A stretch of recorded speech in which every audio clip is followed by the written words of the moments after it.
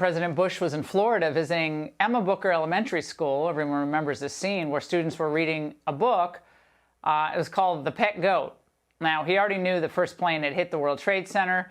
At the time, people thought it was an accident somehow. But minutes later, the second plane hit. The White House Chief of Staff, Andy Card, needed to tell the president. Page 153.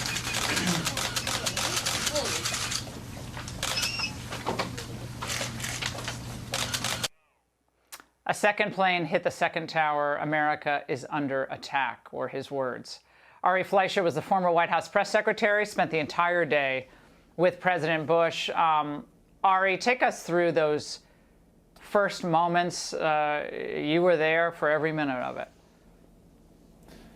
You know, as our motorcade pulled up to the Emma Booker Elementary School, I got a page, and it said a plane is at the World Trade Center. I thought, accident, small plane. And then about 30 seconds before Andy Card walked into that room and whispered in the president's right ear, I was leaning against the left wall of that room, about 20 feet over from the president's left shoulder, and I got a second page. And the second page told me, second plane is at the second tower. And I just knew at that moment, Laura, that it was terrorism. And I just started to brace and get ready for everything that I knew would have to unfold as the United States defended itself. The president had to be whisked away for national security reasons. To the extent you can tell us what happened, please do tell us what happened shortly thereafter. Well, interestingly, the Secret Service did not think we were under an immediate threat. Otherwise, they never would have let him go to the gym at that school where he addressed the nation, spoke very briefly, talked about the terrorist attack in our country. Then we quickly got into the motorcade and started flying to Air Force One. That's when the third plane hit the Pentagon. We learned about it in the motorcade. We boarded Air Force One, and Laura, when we boarded, the president was told there are still 6 aircraft in the sky that have not responded to the order to land. So at that moment, we knew aboard Air Force One, 3 planes had hit their targets. There are 6 more missiles in the sky. A little while after that, we got another bit of information saying a plane went down near Camp David. Now, Camp David is about 100 miles from Shanksville, but the first report on Air Force One was near Camp David. At the same time, the media was full of stories about there's a car bomb at the State Department, the mall is on fire. At 10:32 that morning, the president was on the phone with the bunker, and the vice president in the bunker said to him, we got a call at the White House saying Angel is next. Angel is the Secret Service code word for Air Force One. That sent a shiver down the pilot's spine of Air Force One, making him think, is this an inside job? Who could possibly have the code word for Air Force One? He actually stationed an Air Force security officer at the steps going up to the cockpit on Air Force One to make certain that nobody could come up those steps and take down Air Force One. I mean, it was just a swirl of information, much of it wrong, all of it scary. Now, Ari, I want to play this cockpit recording from United Flight 93, which was the one that was believed to be headed toward either the White House or the Capitol building.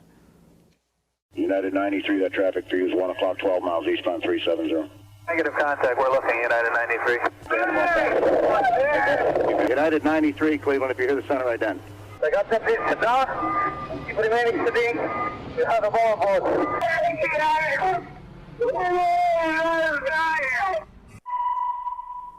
Where were you and the president at that point? We were aboard Air Force One. We did not hear those audio tapes until days later after September 11th. We didn't hear those on Air Force One. And of course, that's the plane that went down in Shanksville. And you know, that's the heroism of the crew, of the passengers that took down that plane. The 9/11 Commission, having studied it, they reported that it's never going to be known whether the target of that plane was going to be either the White House or the Capitol. The hijackers were actually arguing about which of those 2 targets they were going to go after, and we will never have that resolved. And Ari, the question that was always discussed in the years afterward, who gave the order to be able to take down United 93 or any civilian aircraft if it was understood to be an immediate threat to the president or Washington or any other installation? How did that unfold? Yeah, anywhere. That originally was a decision made or action taken in the bunker underneath the White House by Dick Cheney that was brought to the president. The president approved it. There is some issue about the sequencing of that decision. I think that the decision was first made in the bunker, then it got passed up to the president. The president authorized it. You know, the communications on Air Force One that day, this is another one of the little-known stories, was terrible. The phone from the president down to the bunker cut out on several occasions, which is absolutely amazing that Air Force One, of all places, which should be designed so at a moment of heightened crisis, everything works perfectly. The communications kept cutting out. Ari, just one final question. When you see the Taliban in control, the U.S. having to rely on them for security and getting planes out, on the 20th anniversary of 9/11, I got to get your take on that.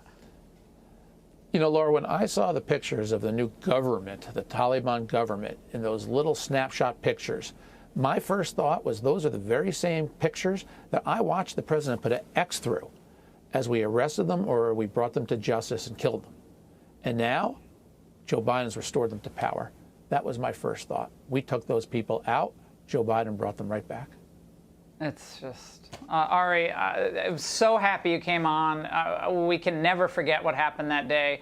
And thank you so much for your perspective and your memories. Hey, Sean Hannity here. Hey, click here to subscribe.